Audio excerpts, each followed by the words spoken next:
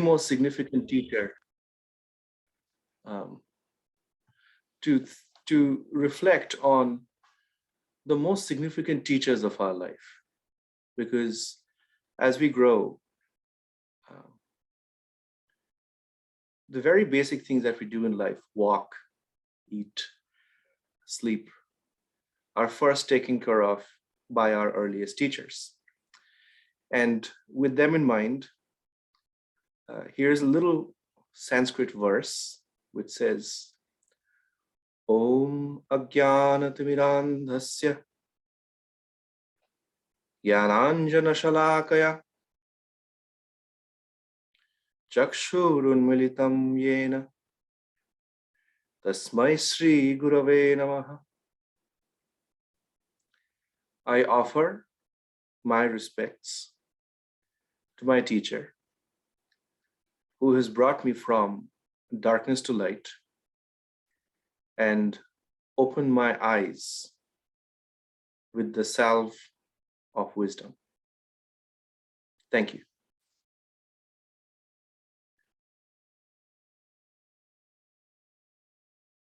Great. Thank you so much for the invocation and the prayer.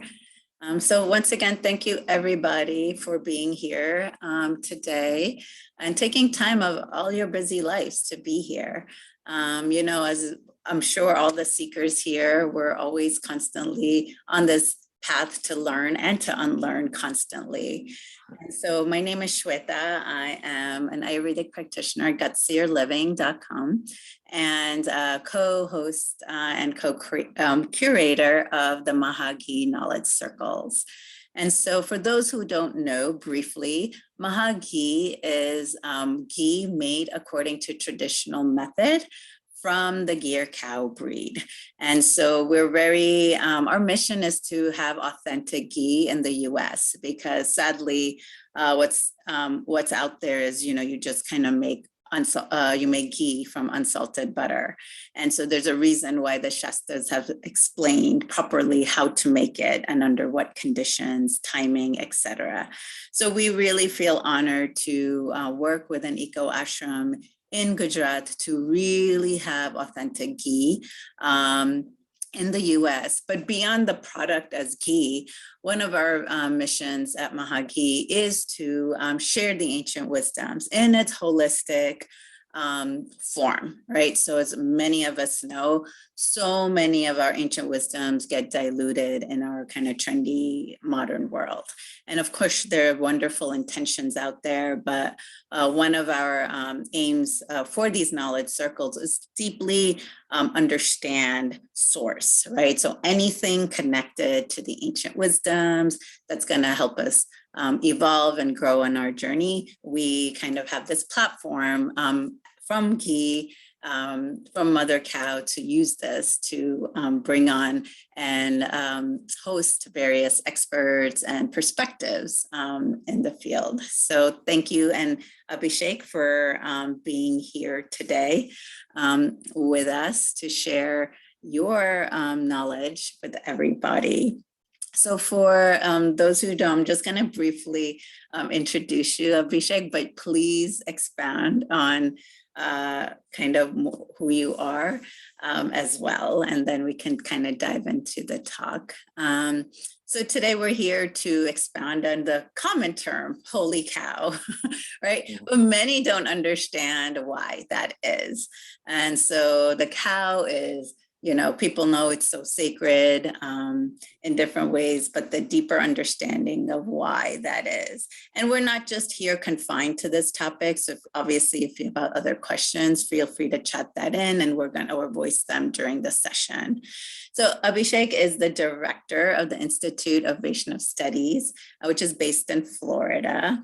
And he is a former professor as well, although now that you are the director of this institute, and you're going to be launching a whole amazing credited curriculum, which is very exciting to me, in the Vaishnava studies.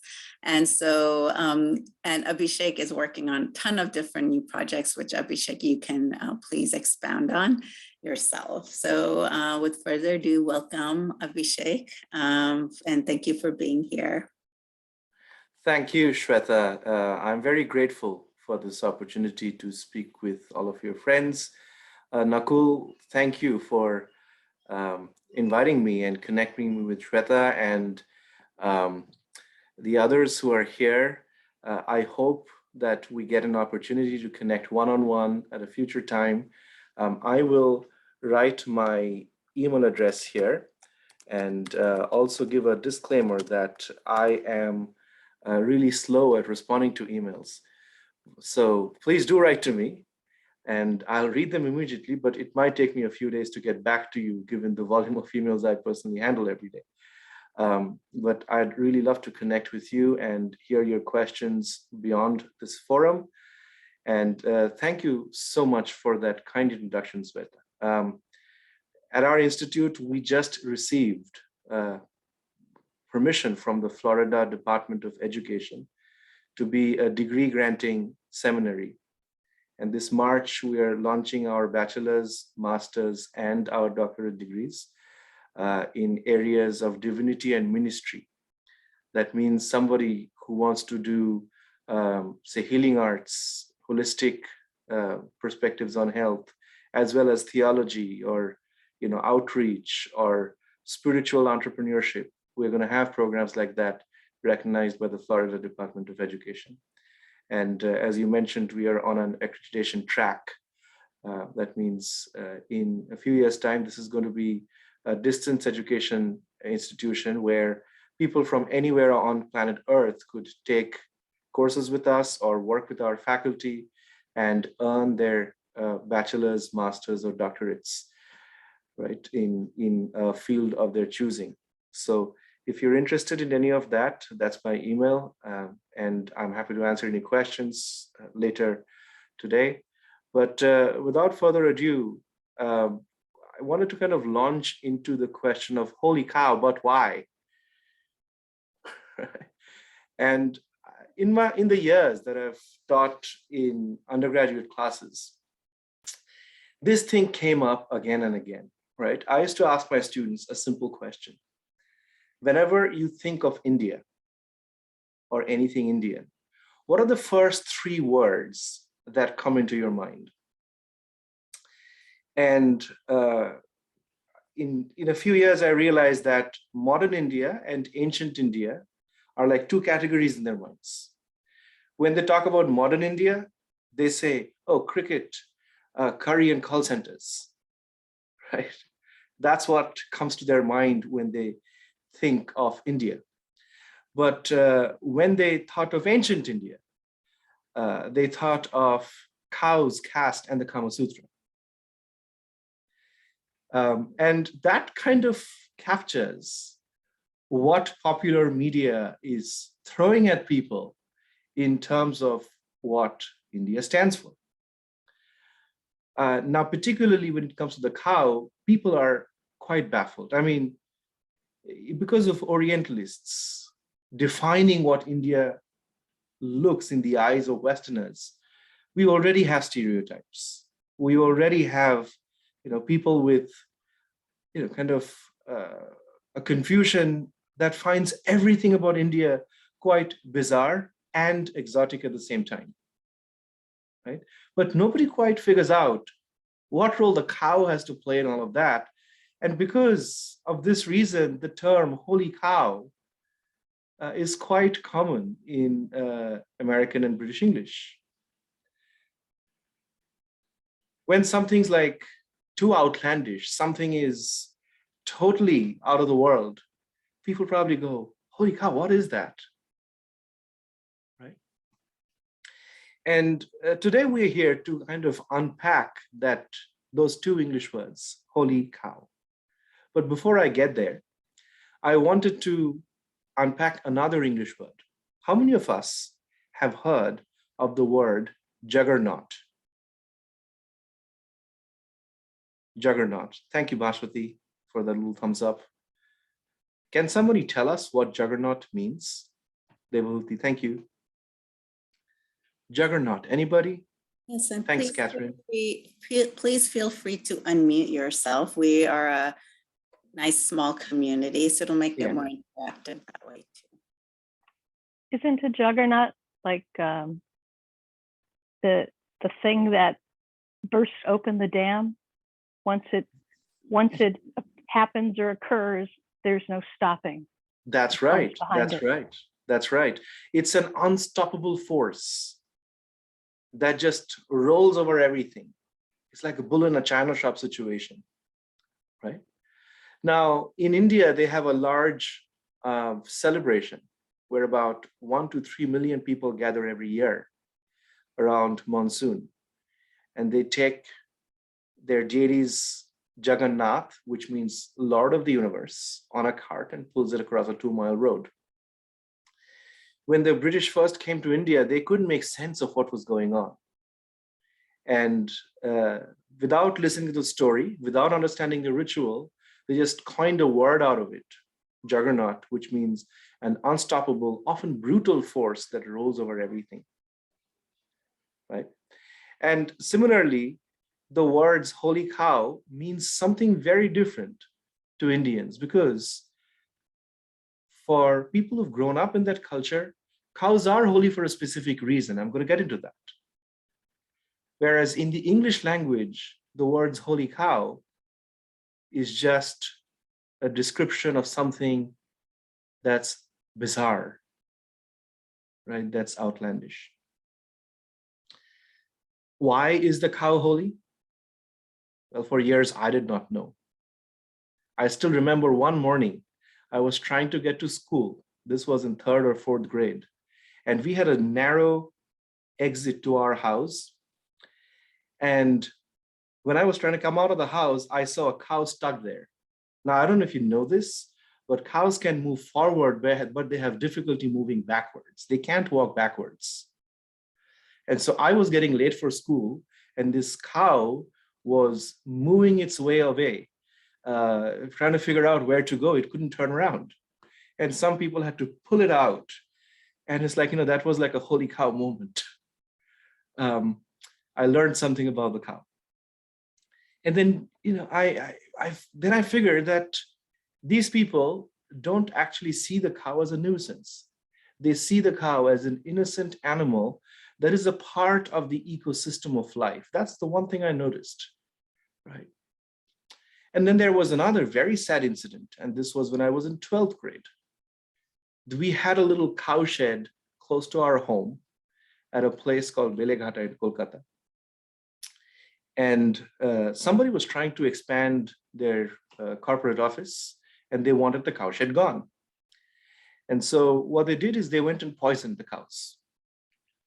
And the whole neighborhood got upset, right? And the people who poisoned the cows weren't dealt with very nicely. And then I also noticed that the topic of the holy cow is such a sensitive one that it could make national political parties win or lose elections, right? So even though we sometimes hear the joke that, oh, if there are so many cows on Indian streets and there are starving people, why don't they just cut and eat them? I've had students tell me that or ask me that question. And my answer is, it's complicated, right? And it's complicated because in Indian civilization, the cow holds a special place. Not that it's sacred or it's God or it's holy because it's holy, but in our sacred texts, 7 individuals are identified as one's mother. The first one is our biological mother.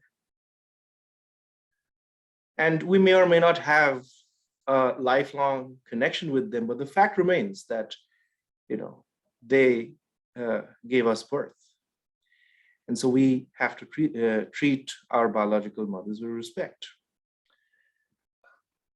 The second mother in the Shastras is one's nurse. When one is really small, it's not just the mother who can take care of a baby. And we all know that it takes a village to raise a child. And so whoever comes to help out with a little child when they are vulnerable and weak is considered a mother. So that's the second mother, biological mother and one's nurse. Then in traditional India, people used to live with their teachers because their educational philosophy was you don't necessarily remember everything you learn if it's theoretical. A student will inevitably pick up after the character of their teachers, right? So as a part of character building, students had to live with teachers who are householders, right? And so the spouse of the teacher is considered a mother.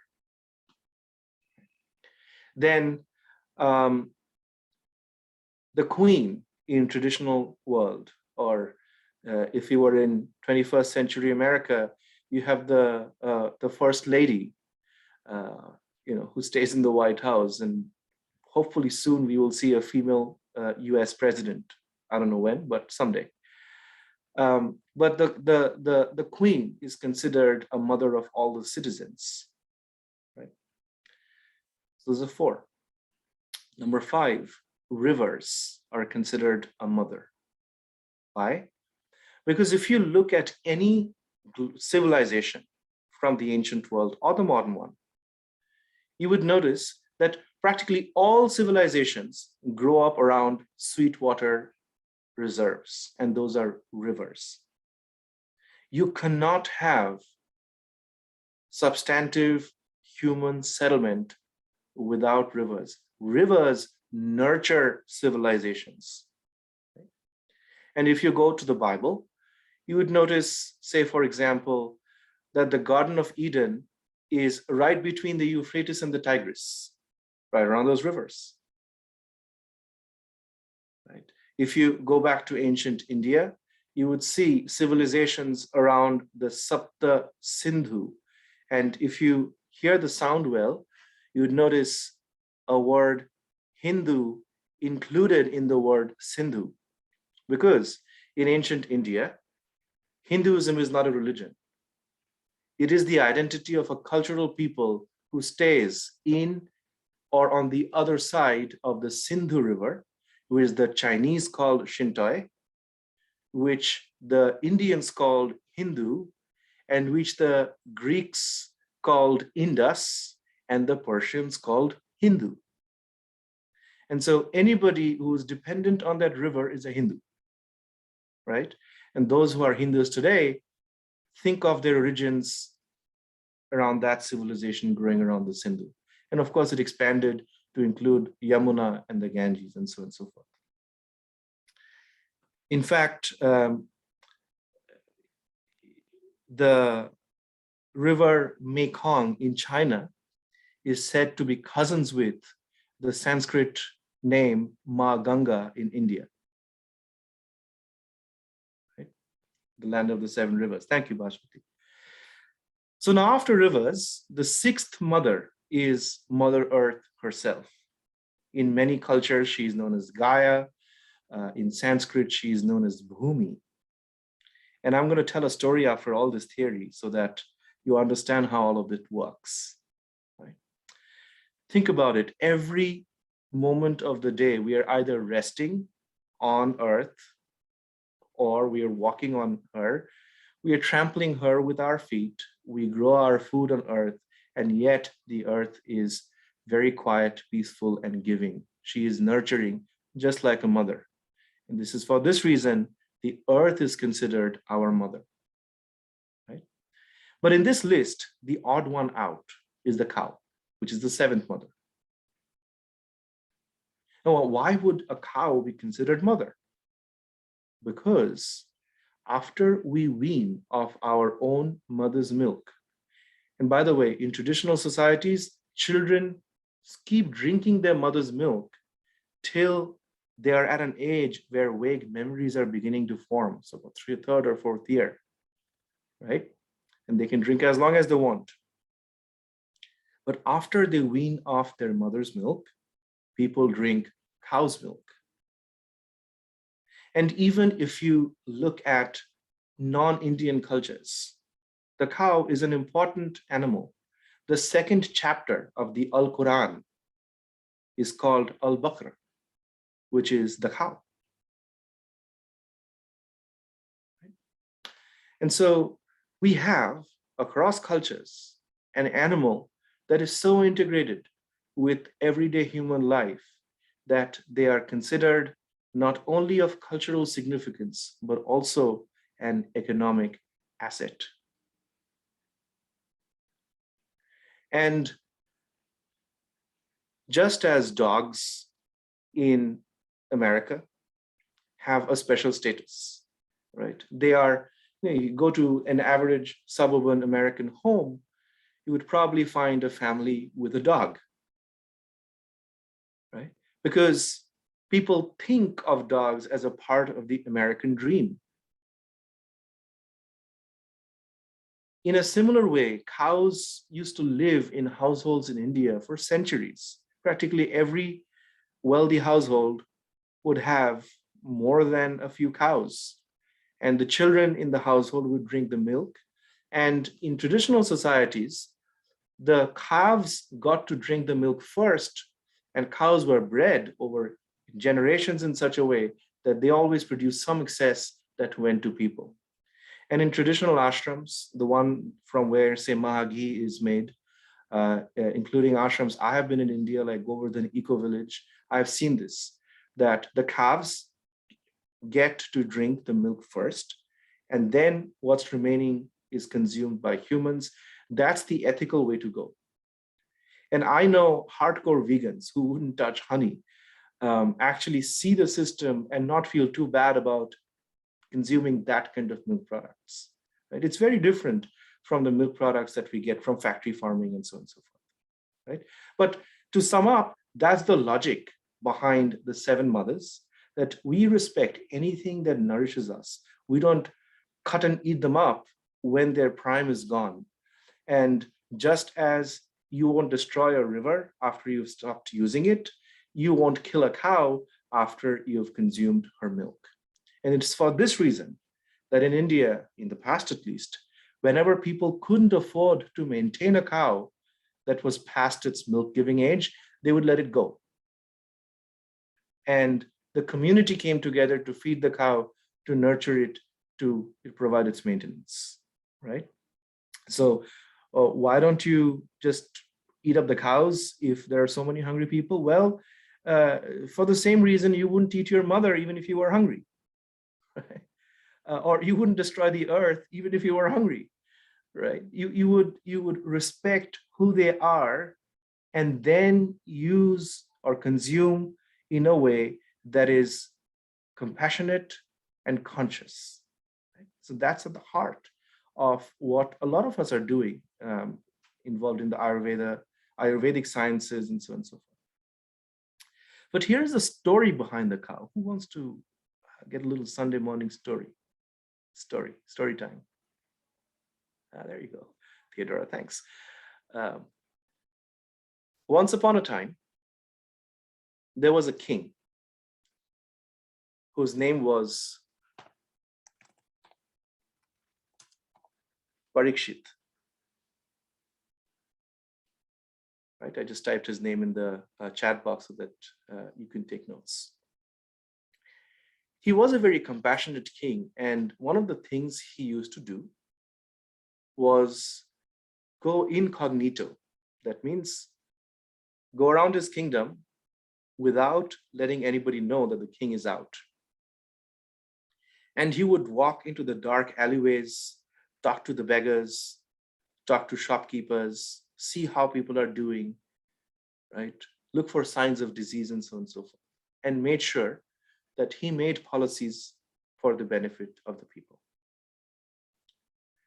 And one day, while he was traveling in that way, he noticed something very strange. He noticed that someone was dressed as him in royal clothes, going around the city pretending to be the boss. And mind you, these were days when you did not have CNN or Fox News. So whatever people saw is what they believed. So they saw that the king was walking around them, amongst them, calling shots, whereas the real king was dressed up as a commoner in the crowd, watching his own impostor. And then one time, this king saw that the impostor was mercilessly torturing a bull and a cow. What he did was he tied up the cow to a post and he chopped off 3 of the legs of that bull. And the bull was bleeding. And he took a stick and he kept mercilessly beating the bull of, giving psychological torment to the cow. And somehow he had a lot of fun doing it. And he was dressed up as the king. And so the real king couldn't take it anymore. So Parikshit jumped to the scene and says, "What are you doing? Who are you?" And this man said, "I am Parikshit, to Parikshit." Right? And the story goes that these are the signs of the times. The signs of the times in Sanskrit would be called Kali Yuga. This is Kali Yuga. And Parikshita, "Who are you?" And he says, "I am Parikshit." "What are you doing?" He says, "None of your business." And then Parikshit, in this fable, and this is a fable in the book called the Bhagavata, Parikshit turns to the bull and the cow. So what's happening here? And he realizes that the bull stands for ethics or dharma, and the cow stands for Mother Earth. So in the form of the suffering bull and the cow, he saw in front of his eyes an earth ethic under assault. And he started probing further. He said, "What's happening here?" And the book says that the 4 legs of the bull stands for Satya, which is honesty or integrity, Saucha, which is cleanliness or hygiene, Tapa, which is enterprise and endurance, and Daya, which is kindness and compassion. So I'm going to type out the 4 Sanskrit words here.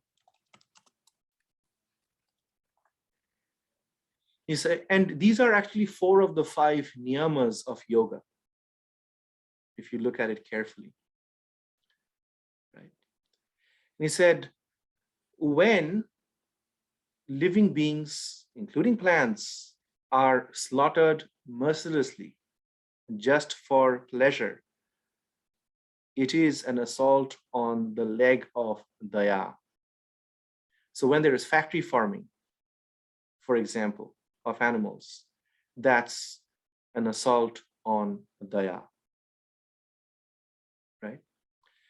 When there is mindless entertainment, consumption of substances taken solely for the purpose of meeting one's addiction, that destroys our ability to undertake enterprises or have endurance, and that's an assault on the leg called tapa.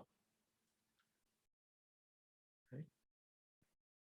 When there is manipulation to enjoy other human beings, their bodies especially, in a sexual way, to think of how we might exploit another person or another living being and enjoy on their pain, we are compromising with the principle of saucha or cleanliness. And then, remember in the story, only the 3 legs of the bull were cut off. There was a 4th one on which the bull was struggling hard to stand, but you can't stand on a leg. And Parikshit, the king, found out that that leg represents Satya, or truth and integrity, without which economic systems would collapse. And thus we see around the world, and we have experienced from the 2008 recession, the Great Recession of 2008, that when a small group of individuals lack integrity, it can impact all the people on this planet. And our economic systems today are dependent on this very simple human trait of integrity, and there is an assumption that that will be maintained. And therefore, if you look at any currency note in India, for example, you'd see, I promise to pay the bearer a sum of 2,000 rupees. It's a promissory note, which means that if it is written on that and people are exchanging currency to go about their daily activities, that basic level of integrity will need to be maintained in order for our society to work, in order for our economy to work. So Parikshit realized that the impostor was an embodiment of this age of Kali. And the word Kali means a losing throw of dice in a gambling match.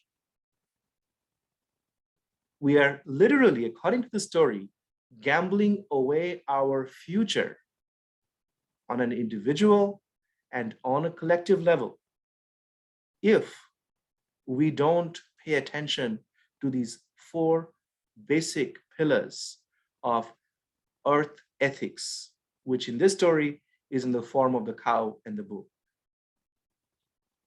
And Parikshit confronts the king and banishes the impostor king and banishes him from his kingdom. Law and order is restored. The story goes on. I wouldn't get into details. But Parikshit got these ideas from a friend of one of his ancestors. Parikshit was the son of a king called, and you don't have to remember these names, a king called Abhimanyu. And Abhimanyu was the son of Krishna's friend called Arjuna. So Abhimanyu was a king in the great dynasty of the Kurus, which according to modern historians was sometime around 600 BCE during the period in India called the period of the 16 kingdoms. In Sanskrit, it's called Mahajanapadas. I have written that word in the chat box. And there were these 16 warring kingdoms in which this individual called Sri Krishna appeared and tried to wager peace as much as possible. And in the teachings of Sri Krishna, we see that he was particularly protective about cows and people who spoke truth to power. In those days, they were called Brahmanas. Nowadays, that word is abused, and through history, we have seen how power was abused by Brahmanas to inflict pain and suffering on their fellow beings. But when I'm talking about Brahmanas, I mean it in a classical sense, where there are intellectuals who are able to speak truth to power. And Krishna was particularly protective about these two. And he pointed out that the future of life on this planet will depend on how we treat the 6 most vulnerable links in the ecosystem of life, of all life, right? The first vulnerable point are children. If we do not protect our children, we are literally shooting ourselves in the foot, and we will start seeing results within 1 or 2 generations. Right? Second are women in vulnerable positions. And you just have to look at the human trafficking statistics on planet Earth to see, why more women than men are trafficked. I don't have to explain reasons, we all know. Third are intellectuals, honest intellectuals. Fourth are old people. Fifth, our sick. How we treat the sick in our society, the ill, and the dying in our society reflects on how civilized we are. And so in certain economic systems, once you're old, you're disposable. In Indian systems, where at least the one that I'm familiar with, people actually compromise their careers to sometimes take care of their parents, right? In China and India, societies which are quite grounded in ancient traditions, it is seen as a crime if one is not, catering or living up to societal expectations of caring for their elderly. So the take care of what the elderly and the sick are important. But the sixth weakest but most important point in the collectivity of life, according to Krishna, are cows. Because they are not just an economic asset, but they are also sentient beings. And if I'm not able to, express or convince you, I just leave this with one simple example. Walk down any dairy aisle in any supermarket in the Western world. You will not see buffalo milk products. You will not see, maybe one or two goat milk products. Most of the butter we consume, the milk, the yogurt, and in most Western countries, including gelatin, the marshmallow that we eat comes from the body of the cow. Without the cow, in American economy, you won't have the supermarket the way it is today, right? So even if the cow has no emotive value, we cannot argue that it has no economic value. Right? At the least, cows have that economic value. And it's for this reason we find in many places in our Indian Shastras the need to protect cows. Now, some people don't understand this logic, and what they do is they harm humans in order to protect cows, and that's kind of messing it up the other way around. The principle is daya or ahimsa, which means in order to live our lives and sustain ourselves, the minimum amount of violence we commit to other beings is directly proportional to how civilized we are. Now, if you think about it, all the books that I have in my room right now, there were trees once. They have been cut down to print books, and there was violence there, right? And so no matter what we do in life, whether we are reading a book or eating our meals, there will be some amount of violence, because violence to plants are also a form of violence.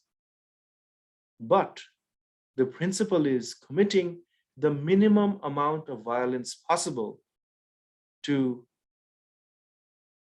continue living in a sustainable way, right? Now, all these are big ideas. How does it apply to individuals like us who are going about our day, working at offices? We just need to have that sandwich during lunch. What has he got to do with this? Cows got to do with this? Krishna got to do with any of this? The answer is very simple. You see those 4 words, Satya, Socha, Tapa, and Daya on the screen? Those are the 4 principles that we can apply in our own little ways every single day, right? Satya starts with asking ourselves some hard questions. And I recommend a form of meditation where you spend a few quiet moments by yourself, asking yourself questions to which you're not bluffing yourself, but giving honest, hard answers. Is the food that I'm consuming every day compassionate? Has it been earned? Is it clean? And am I harming anybody while I'm consuming it? Right? And so these 4 begins with one's plate. There is an English proverb which says, we are what we eat. And I've also heard it say that we are an average of the 5 people that we spend most of our time with. And that takes us to the second principle, Saucha. Are my relationships clean? Because the food that we eat affects our body, so does the relationships that we have in our life. Are my connections with people based on the principle of Saucha? Right.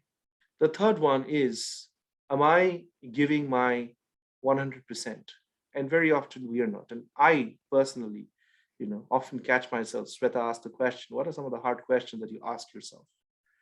And that's a question I ask myself. Am I giving my 100%? And if not, what could I change to make myself a little better? Right? And I saw an excellent set of questions that got asked at a graduation ceremony at Princeton this week. I'm not particularly a fan of this individual, but I like the questions he asked. Jeff Bezos asked 12 essential questions, and you could look it up at a graduation ceremony at Princeton. The first question is, how are you going to use your gifts? Right? Very, very profound questions. But going back to the fourth, how do we practice daya? The first way to practice daya is to start looking at ourselves and say that if I do not know how to swim, I cannot save another person who's drowning. Sometimes I go out of my way to do things for people, neglecting myself. And I have learned to ask that question to myself. Am I being compassionate to my body, to my mind, to my resources, to my relationships? So those are the major questions to ask on an individual level, right? But the one question that Shakespeare puts it very nicely that we could ask ourselves is, are we being true to ourselves? Are we being rational? Are we being honest? And those are difficult questions to ask, and the answers don't come in one day. It sometimes takes a lifetime. And if you are in a culture where they believe in reincarnation, it might take many lifetimes. But asking these questions is the way to cleanse our own thinking process. The more questions, the more pointed questions we learn to ask ourselves, the more we will actually progress in our worldly as well as our inner life, or as they sometimes call it, material and spiritual lives. Right? With that, I wanted to kind of stop here. I went a few minutes over, but I hope that was useful, and I'm happy to answer any questions you have. Vashwati says, please don't stop. We have to leave some time for questions, so I won't stop. I'll keep going, but I'd rather answer the hard questions that you have in mind. And please don't hesitate to ask what's in your heart. This is a small community.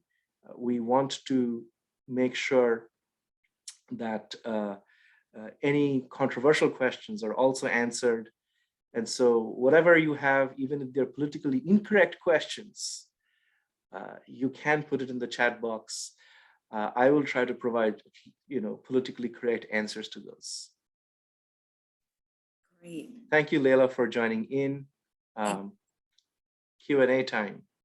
Thank you, Abhishek, for sharing so much and giving us a brushstroke. Just a reminder for everyone, this is a space for generative, right? Like, this is not just like a one-way thing, a typical education classroom or something. This is here to just ask and generate discussion, thinking, rethinking things, and then of course, putting it into action. And so I'll kick it off with a little bit from what you shared, Abhishek. One of the things that came up. So do you feel that, for example, relevant today in our modern times, veganism is such a big movement? And for those of us who are Ayurvedic practitioners on this call, it's a constant, like, education point, right, in different ways. But do you feel that the veganism movement, and from what you shared and your, understanding and the way you live life, and on your and the path that your school of thought, that veganism actually contributes to demise of the planet? And would that be, how would, was that something that you've, I don't know, that's something that came up for me because this is such an ecosystem, right? Everything works, it's tandem, right? Animals kill each other. That's normal and natural. It's just part of the ecosystem. And so I'm wondering like what your thoughts are on like, from what you shared too, that one of the things that came up, I was like, wow, can veganism contribute to the demise of Mother Earth?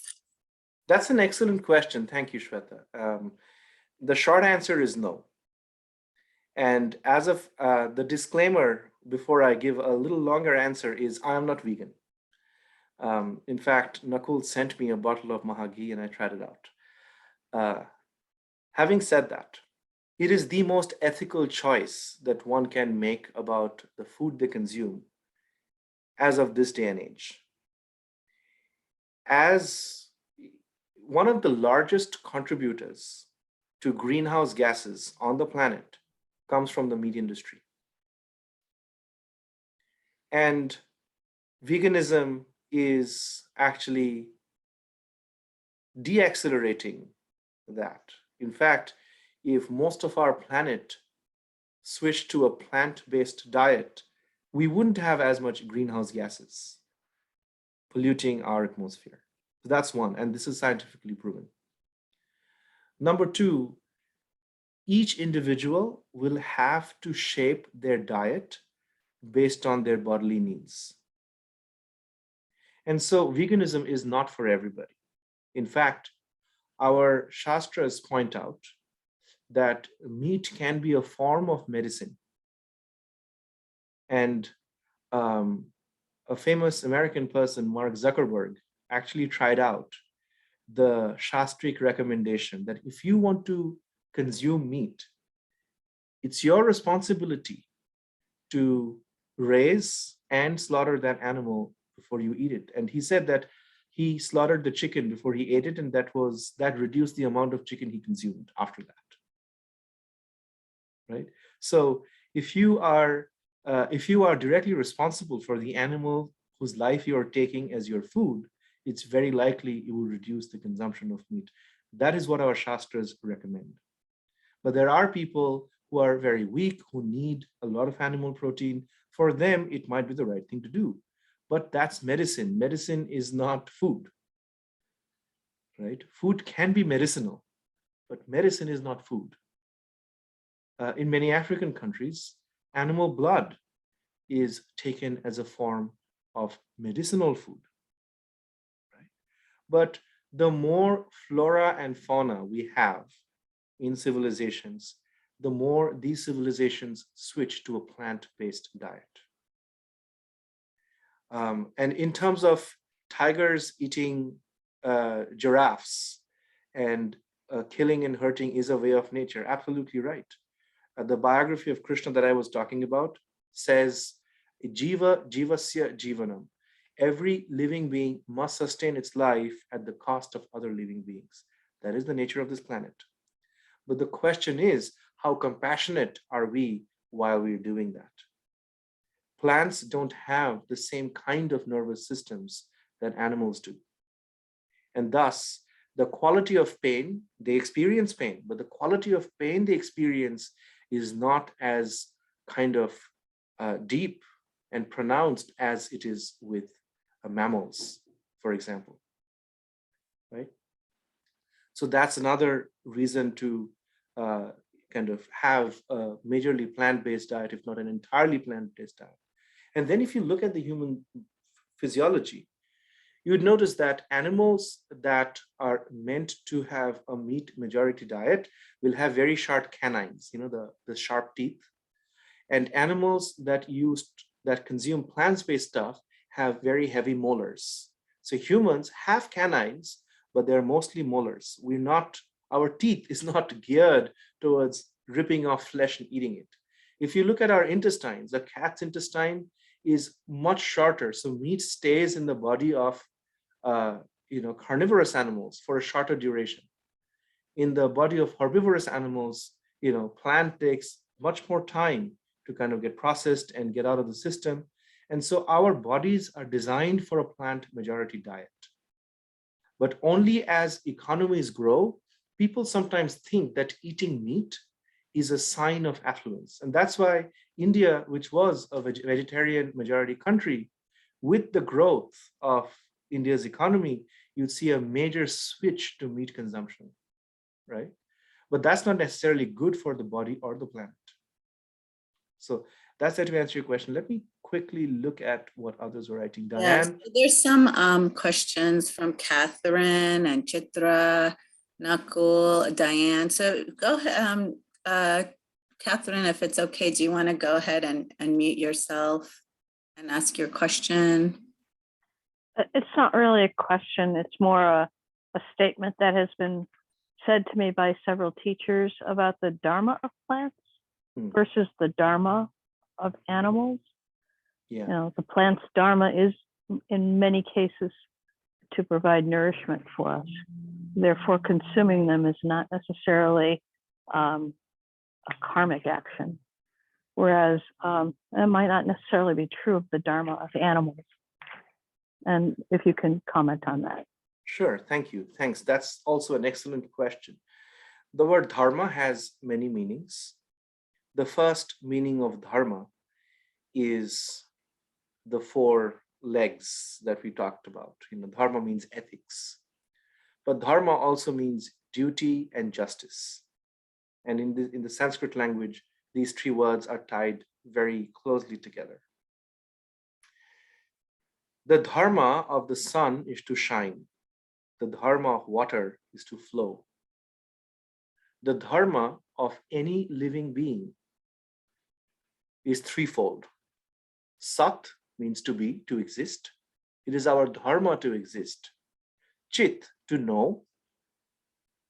Right? And we are constantly learning, we are constantly processing information, whether it's an amoeba or a scientist, they're constantly, trying to figure out where is the next meal going to come from. How do I reproduce? How do I, in the case of an amoeba, how does the cell split up? Right? So anything that's living will have that dharma, to know, to self-perpetuate. But the most important dharma is ananda, sat chit ananda. Ananda means bliss. Our pursuit of bliss is our highest dharma, right? And how do we experience bliss? By loving and serving. And when we do that, we are also loved and served. And this kind of exchange, and Nakul brought up the question of rasa, this kind of exchange is what relationships, food consumption, all of our life is mostly about, right? So the dharma of plants is to provide food for us, and to kind of tie it up with Nakul's question, is it a human-centric rationale for holding the cow, or plants for that matter, in a way that is meant to serve us? Yes, of course it is, right? We can only think within the limits that define our species. And so these books that we're talking about, this knowledge that we have created, exist within the bounds of our species. Crows look at the world very differently. Ants look at the world very differently. They don't have the sense of time that we have. They don't have the ability to think abstract thoughts the way human brain is able to have. So a lot of that we are talking about is what we called anthropocentric. Anthropo means human, and centric means circling around humans, right? But the bigger question in Nakul's question and Catherine's question is, what about the entity itself? What about the plant or the cow? Is their only purpose to exist so that they can become food for somebody else? And the answer is no. In this worldview, there is a basic premise, which is every living being is undergoing its own subjective experience. They are suffering in their own way and they're enjoying in their own way. They're living the results of their activities called karma. Now, the theory of karma in India, or now it's a global theory, is very much like the theory of heaven in the Judaic traditions. Right? We see, and it's a complex question, but I'll try to answer it as simply as I can. Imagine you walk into a football match, right? And you suddenly go in. And when I say football, I mean both American football and Indian football or soccer. And you go in and you look at the scoreboard. And you've just entered the arena with your popcorn and you're about to settle in. And you suddenly see a 2:3 on the board. You were expecting a 0:0, right? You're starting a new match. But suddenly you notice that something's off. The scores on the board don't reflect the fact that you are at the beginning of a match, right? If you see that, you would have three possibilities or three, kind of explanations behind why there is a score on the board before the game or as the game is just beginning.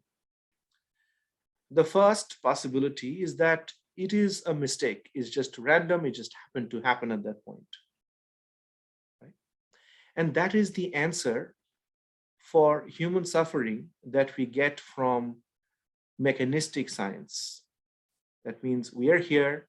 The fact that you're American, I'm Indian, or somebody's a woman and somebody's a man and somebody happens to be a tiger is totally random, right? It's an accident of nature.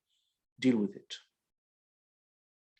The second explanation is that the scorekeeper decided to put those scores there, and the scorekeeper works in mysterious ways, and nobody can read the mind of the scorekeeper. That is the explanation of a monotheistic God who has control over everything and who decides to do what he wants. And I say he, right? And everybody has to, again, deal with it. The third option is that it's very likely that you are mistaken. You are walking in the middle of a game that has been going on for some time. And you happen to see these two scores on the board. Now, this is the explanation that you see in Indian philosophical traditions, which says that when we see inequality in this world, when we see injustice in this world, when we see a child born on the same day at the same time, where one has a silver spoon and the other is put in a trash bin, why is that happening? And they say that it is happening because you are walking into the game and this game has been going on for some time, right? And retribution is the theory that explains this game, and in Sanskrit it's called karma. However, these texts also say that every time you see karma in action and someone is suffering, it's also an opportunity for you to practice karuna. So karma and karuna means compassion, are two sides of the same coin. So if somebody is diseased, it's not that, oh, this person deserves to have this disease, serves him or her right. The doctor will come and try to break that cycle of karma, right?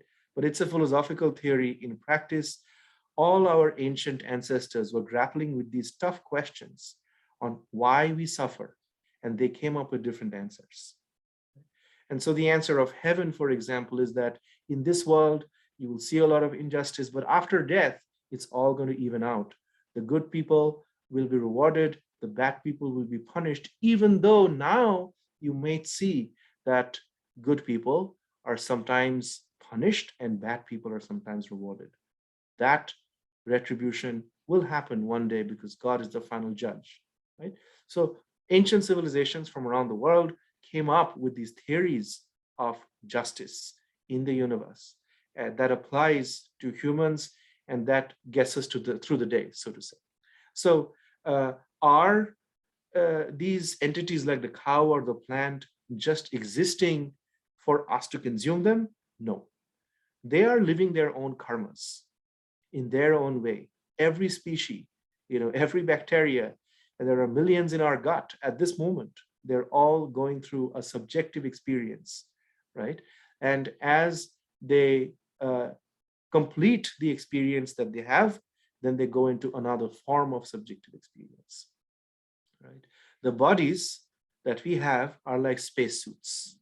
And if you think about it, the Earth is a planet that is whizzing around a medium-sized star at a dizzying speed, right? Spinning on its axis, literally kind of floating in the middle of nowhere, right? And then in that Earth, we have millions and trillions, and the word Google is actually a very large number. Google species, and each of our bodies, if you look at it, are like a mini universe. We have colonies of bacteria, and right now COVID crisis is going on. There are viruses taking over our cells, and our WBCs, our white blood corpuscles, fighting back. So there is a cosmic battle happening right here as we speak, right? And each one of us are going through a certain subjective experience that opens up reality from the portal of our body. In a sense, our body is an integral part of the universe that's helping the universe experience itself. Living beings in bodies are like little antennas. The moment they forget their antennas and they start acting like the whole radio, that's where suffering starts. But if we realize that just like our eyes are there to see the rest of our body, similarly, our cells, our bodies are here to experience the rest of the universe around us, right? So we have that function. We are in this universe undergoing this subjective experience, sometimes as a plant, sometimes as a human. And Buddhist tales say that, the sacrificer, the priest who sacrifices the goat in a temple will have to be reborn as a goat, and the goat will have to be reborn as the priest so that they get even. Right. There was another question from Bhashwati, which says, important to understand the difference between veganism and plant-based diet. That's absolutely right. Do you want to gloss on that, Bhashwati? Do you want to say something more on that point? Well, I actually had to study about this because I just taught a class called Conscious Diet, Plant-Based Ayurvedic Nutrition. And in it, I have to say, I didn't know all the nuances. But one of the things that came up pretty clean is that Colin Campbell, when he came up with the term plant-based diet, was really reflecting on the fact that a lot of vegans actually have a lot of processed foods. They think that veganism is about not eating meat or meat products. And most Americans, including myself, thought of veganism as vegetarians who don't have milk or animal products, honey, yogurt, things that are, not really focused on in India.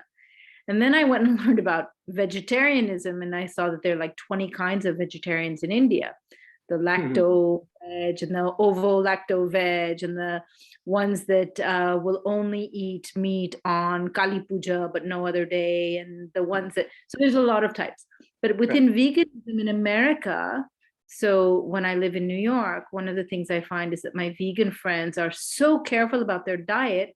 Most of them are pretty unhealthy, but they eat a lot of processed foods. They eat a lot of stuff that has preservatives in it.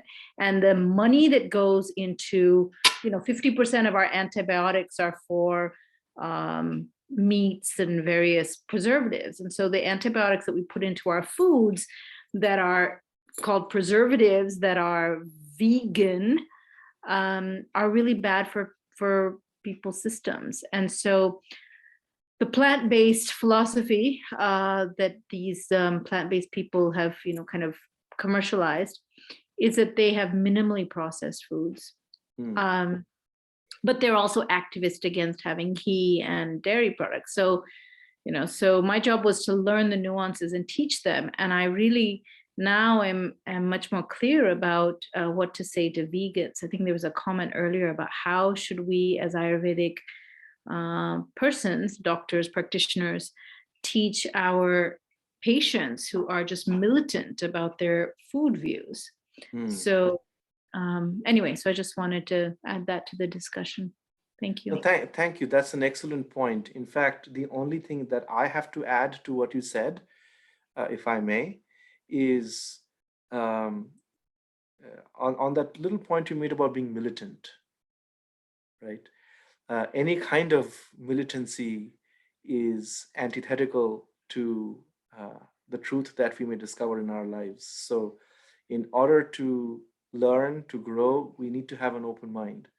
So, some people are convinced and maybe convinced for good reasons, but as long as we are open, because in a few years' time, we are going to have what is that called? That meat that you grow on petri dishes, cultured meat, right? And so they take one cell from a living animal and they take these organic chemicals and turn that into meat-like substance. And it's processed, but it's differently processed than say soy products, right? So when those things come up, this conversation is going to get even more convoluted. And at the end of the day, Ashwati, common sense isn't that common. That's the problem. That's the human predicament. That's why we are here. Those of us who do Ayurveda. There That's you why go. we're teaching Very the good. patients, and we're teaching, actively, because for better or for worse, the Ayurvedic Vaidyas have not been able to convince the world, and we need a new infusion of spirit and science and articulation. Absolutely, absolutely. In fact, I if I mean, may add one more thing here, that is in ancient India, in several periods of history, the sciences such as Ayurveda and Jyotisha, which is astronomy, grew because of a spirit of inquiry and an open mind. And the moment these things were turned into superstition, those things closed down, right? And Ayurveda suffered from a lack of research, development, and innovation that we had in Western medicine. So I hope that in the future, more people actually look into these traditional sciences. But in the day, Shushruta, for example, and somebody mentioned Charaka or Shushruta. Shushruta wrote the first book on human anatomy in ancient India. The way he did it is he would take a dead body and he would put it in a stream where the water washed away layers and layers of the body, because he felt that human fingers are not as dexterous in understanding the subtleties of the human body. Only nature can peel away. And so he waited for days seeing these human bodies peel away by nature. And that's how he wrote his first book on anatomy. Now, that is the scientific method in ancient India. Now, that scientific temper did not get carried forward through certain other periods of history when, other systems of medicine came in. There is Unani, there is allopathic, there's homeopathic, so on and so forth, right? But all these medicinal systems warrant a certain research in order to progress with time, because diseases keep appearing. There are newer and newer diseases. Humans are evolving, our bodies are changing. If you don't keep up with all of the latest developments, it will become a fossil knowledge system that's no longer relevant today. But thank you for that comment. Shweta I says, just want to say, yeah. that I respectfully disagree with several of your points, Oh, because please, absolutely. That's I totally do fine.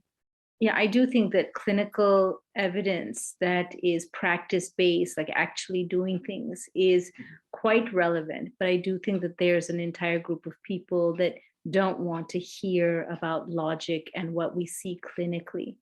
And the knowledge that was there from Shushruta, they just discovered the interstitium in modern medicine a few years ago and put it was in like PLOS ONE or Nature, one of the big journals, saying, oh, we've discovered the interstitium.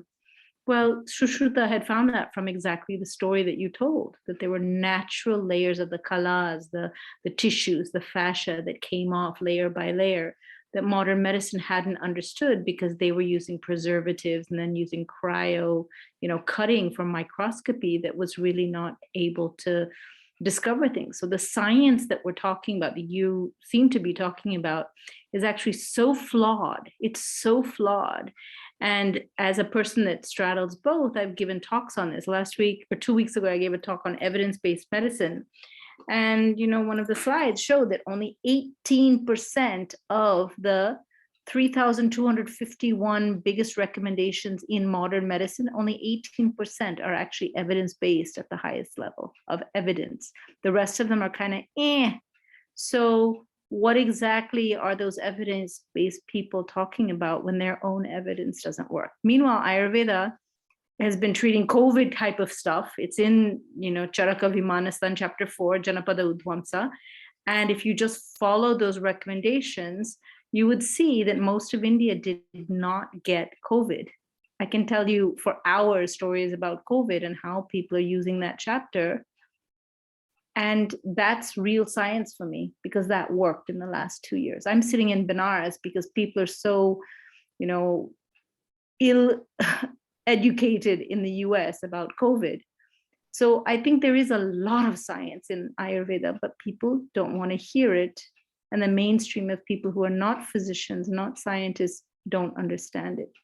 So that's my, No, I'll get off and, my and yeah, no, I think we agree on that actually. What I was saying is there is science in ancient India which did not have the opportunity to continue because of, those arts and sciences were destroyed over periods of time.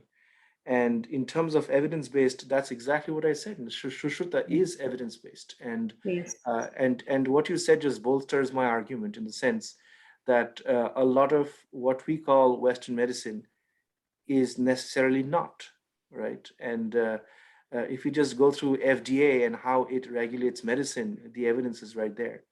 But I'd kind of we can continue this conversation, Bhashwati, if you're interested. But we can. Are you Bengali, by the way? I am very much. Yeah. So, I would love it if you would tell some of the stories of Bengal and the cow, because there's Bengal so and the much cow. known. Yeah. Can I point out one fact that really stunned me? One Theo, small, yes. sorry, Theo, I one just second. wanted I'm sorry. I just wanted some anecdotes from the perspective from a Bhakta. From a perspective of Bhakta. And Bhashwati, you were saying something? Let me hear you out. Oh, I just want to, sorry, Theodore, I just want to say one thing. I had learned this, that cows are actually the most picky eaters. And so one of the really, really important things about grass-fed, pasture-raised cows is that if you allow them to choose their own food, the energy around them, the electromagnetic energy around them is so high. You can use Gauss meters to check this.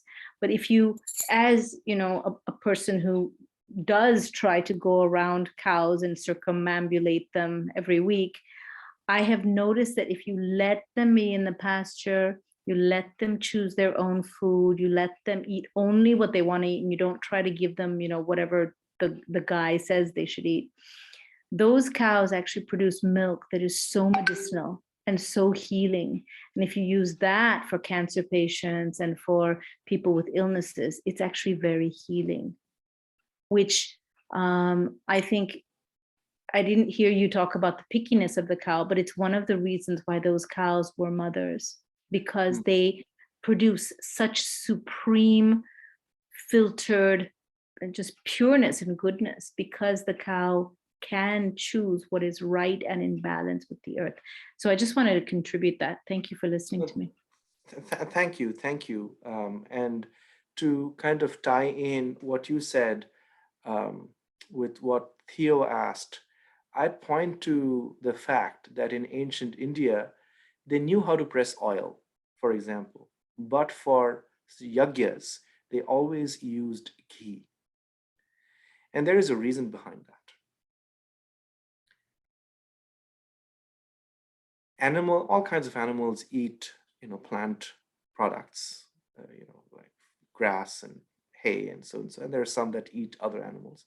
But among the domesticated animals that we have in the ancient world, horses, cows, mules, and so on and so forth. The milk of the cow was considered the most suitable for human consumption. That's number one. But that milk was considered special because it contained the processed fat of the plants that the cow consumed. And once you extracted that fat, right, and turned it, and kept boiling it till it was 100% purified, which is key. You really have the essence of all plant-based, matter in the form of a ghee. It was considered as good as gold. In fact, the word for rich in Sanskrit is bahu vrihi, which means somebody who has a lot of grains, right? So wealth was calculated by one's education and one's ability to eat good quality food. And ghee in particular, it was said, is dadhyanamayam, which means it was, or it is, a key to good health. Now, in Western systems of nutrition, it's considered 100% saturated fat and therefore bad for you. I'm not a doctor. I'm not a medical doctor. I can't speak to those subtleties. But I can point to this one thing, which is the systems of medicine that we have in India and elsewhere are different in the sense Indian medical systems are much more integrative and holistic. So, for example, if somebody is having knee trouble and you go to a Western doctor, they would probably ask you to get a knee surgery. If you go to an Ayurvedic doctor, they will probably ask you to reduce your weight, because at the end of the day, your knees are carrying the weight of your body. If you're reducing that weight, that pain will gradually subside, right? Now, in this system of medicine, you're taking the whole body into account. You're not just seeing the body as a sum of its parts, but in its wholeness. Whereas in Western systems of medicine, it's very compartmentalized. If you're having a back pain, you just treat the back, you don't look at anything else, right? In Iyengar yoga, for example, the very first class I took taught me how to stand straight. If you keep your legs straight, if you stand this particular way, your backache is going to go away. I've never heard a single medical doctor in the Western system or a physiotherapist ever tell me that my back pain is based on the way I'm standing, right? And that is a very basic difference between, say, the Indian knowledge systems and Western knowledge systems that is more popular today. So I am with you. And Theo, to get specifically into your question about cows, and you said about the path that I have chosen. The path that I have chosen is the path of questioning. I keep questioning, and then I keep questioning my questions.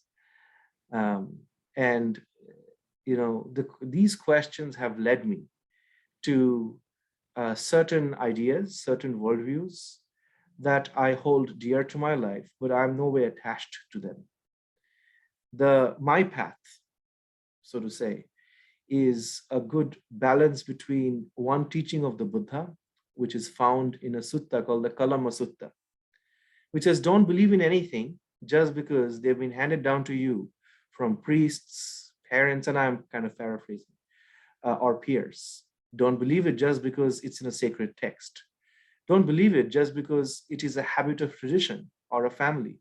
But whatever you find to be reasonable, that is good for you and others, and that you have investigated with logic and found to be true, accept that, right? So that is what I found a very reasonable way of going forward, right?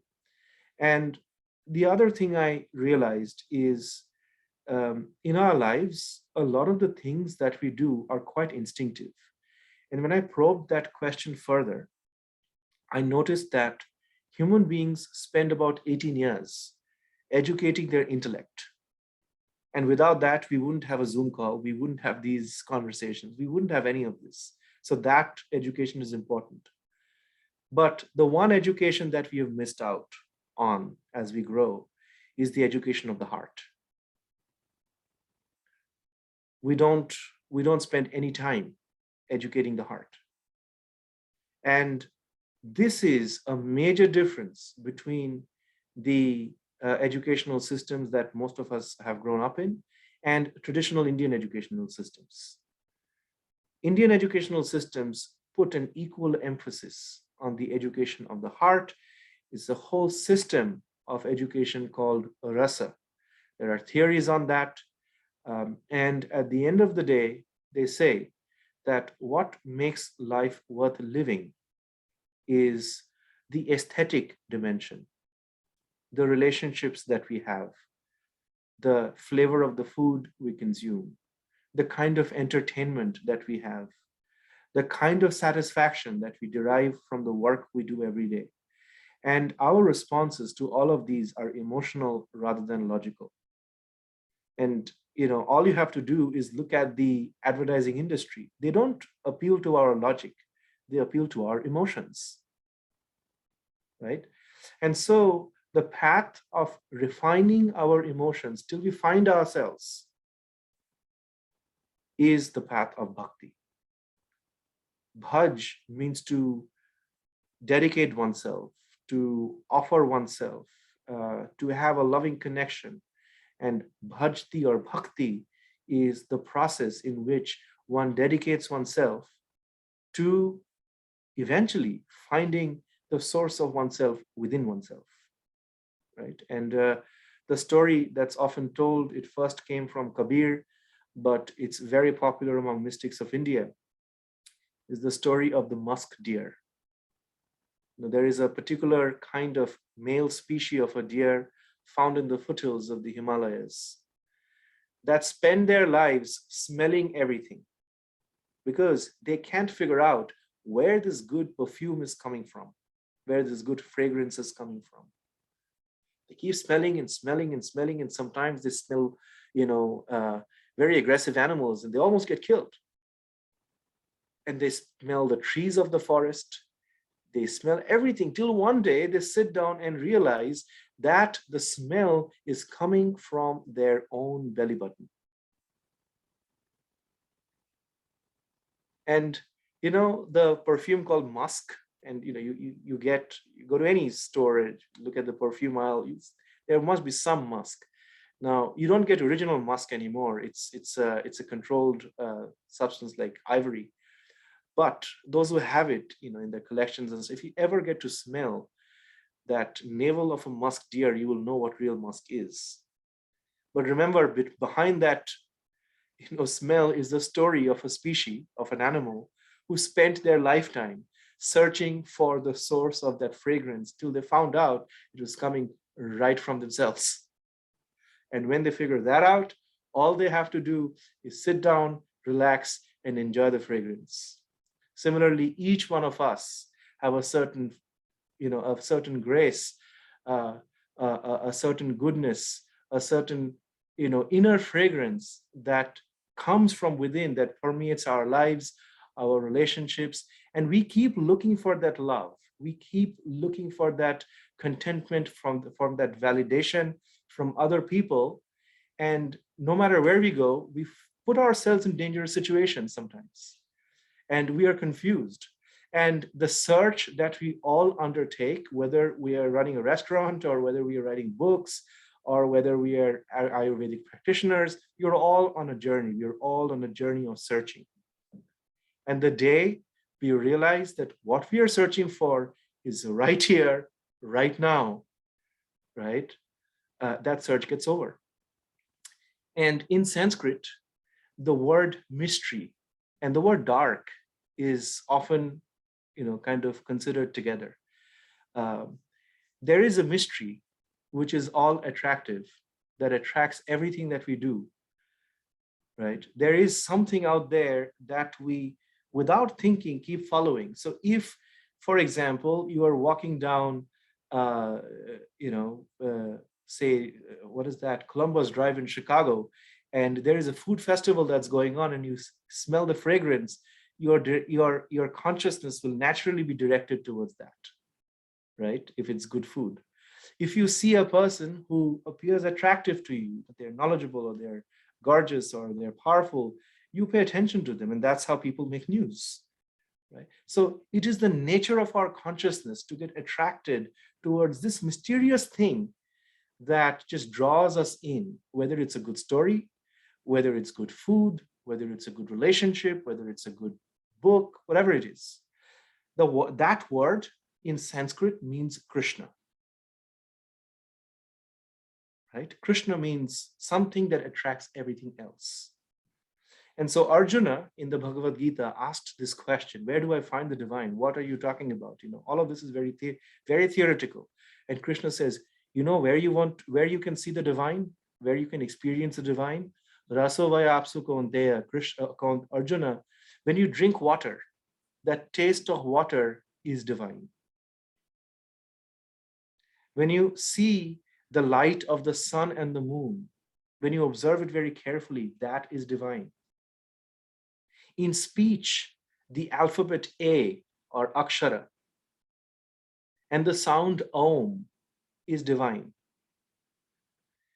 Divinity is in the ability of people, that Krishna says, I am the strength of the strong. And then Krishna says, dharma aviruddha kamosmi. A sexual experience is divine as long as it is ethical. If it's loving, it's a divine experience. So these are the places where we can find divinity.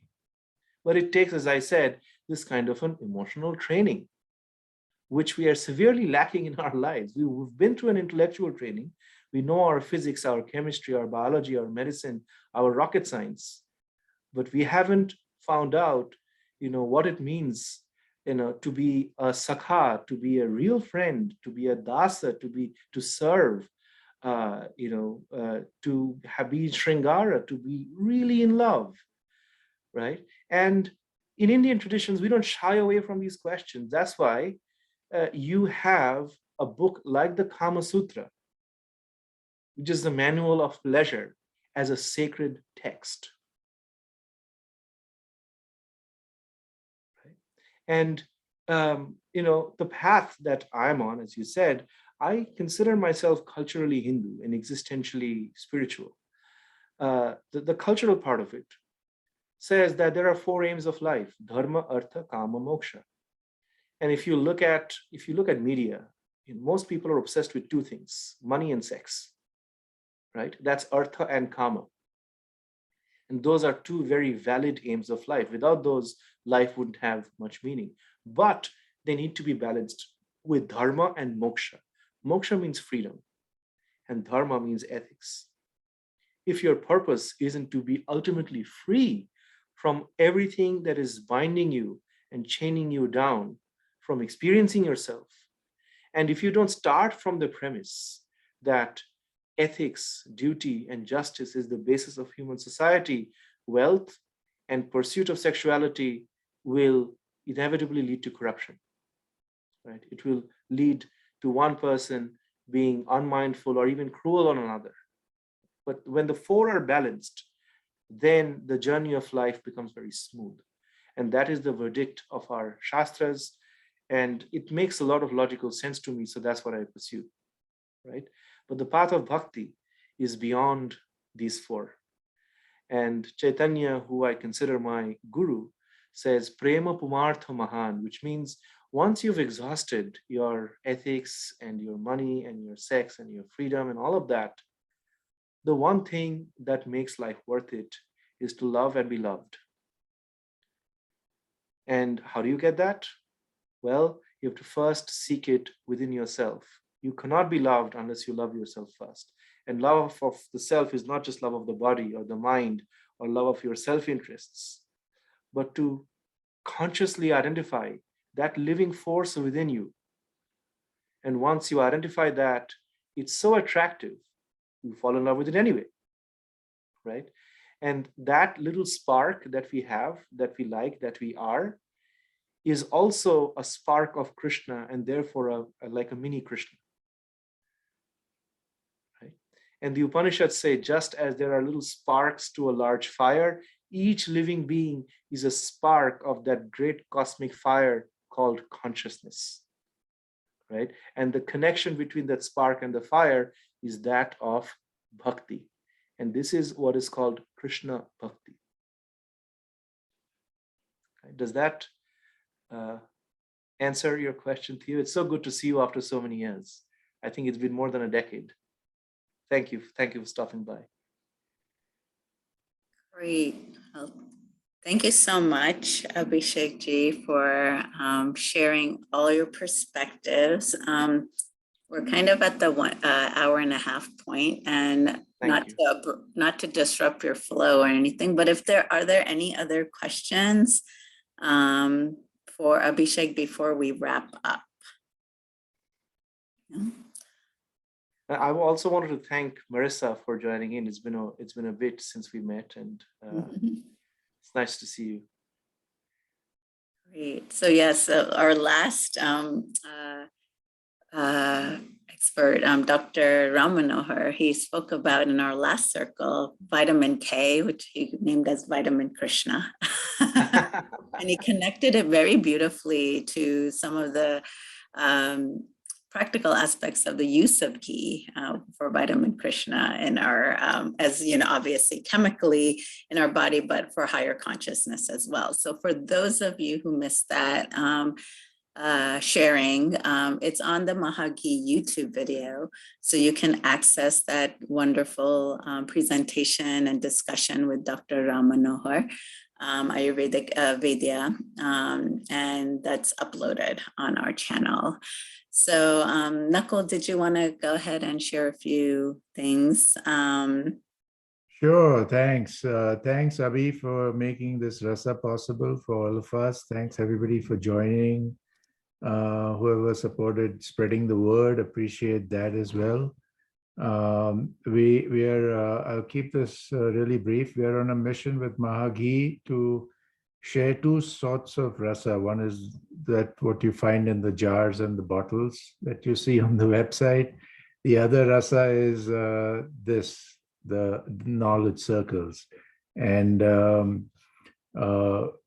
whichever way you'd like to connect with us and help us facilitate this rasa, we more than welcome, whether it's through the jars and the cans or it's with the knowledge circles. Both sorts of rasa engagement is what this is all about, and we welcome that and would much appreciate it. There's some links in the chat for those of you who are participating in this circle for yourself, and if you wish to share it with others, there's a discount code. Naturally, it's called RASA9, valid until Feb 1st for free shipping of ghee anywhere in the US.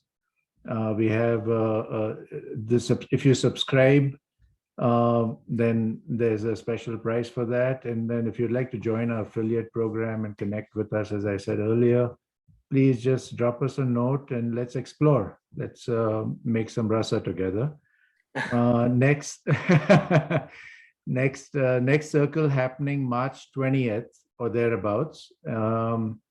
And we'd love to see most of you, if not all, join us in that conversation. We don't have a topic yet. We don't have a presenter yet. But we're open to ideas, and we're more than happy to facilitate something new. It doesn't have to be about ghee, what you see in the jars and per se, but ghee, that ghee stands for a lot more, something more subtle for us, equally so. So please, let's connect and make this happen. Thank you. Namaste. Thank you. A little bit, just quickly about the quote-unquote affiliate program. It's beyond just quote-unquote in the mainstream affiliate program.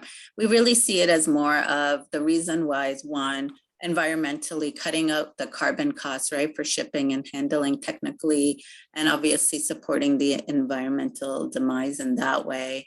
But two, we want to make sure our users of Mahagi have somebody to educate them on the proper use of the ghee. So if you're interested in carrying some in your local area, it's a way to build community and really at a deeper way, just beyond just being a product on a shelf, right? Which is what we're all conditioned and to in consumerist and capitalist society, but really having kind of your local stash, especially if you're a practitioner, you're working with clients, really educating them, on the proper use of it. So beyond just the education and the awareness piece is a big part of the kind of ambassador program. So definitely reach out at info@mahagi.com if you are interested for your local, being a local kind of ambassador. So, well, thank you. Thank you. I have my email and my WhatsApp number in the chat box. If anyone is interested in, joining in for some of the other stuff that I do, I usually speak every Sunday on and off. And this January, this was the first one. So this is a good auspicious beginning to 2022. But if you want to follow more lectures and conversations, that's the number, +1 773 270 1008. I check WhatsApp on this number. So either email me or get in touch. And I'm again very, very grateful for each of you being here today. Thank you. Great. Well, merry full moon, everybody. And have a wonderful rest of your day wherever you are in the world, and keep at it to grow and evolve. Thank you. Thank you, guys. Have a good rest of the week. Thanks.